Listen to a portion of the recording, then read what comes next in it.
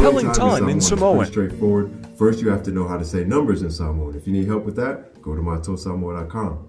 Number 2, recognize when somebody asks ukalifia or utalifia. Ua is a present tense marker for changing events. Time always changes, that's why it's ua.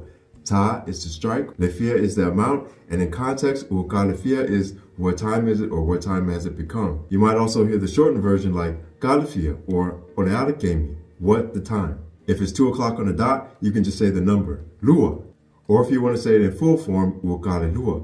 Notice all we did was change the word amount from fia to the number lua. Number 3, if it's a time before your reference point, you say uatoi, it is now before, and then whatever your number increment is, and then ile or to the, and then your time reference. So if it's 1:55 and we want to say it's 5 minutes before 2, we say it's now before 5 minutes before the 2, or uatoi lima minute ile lua.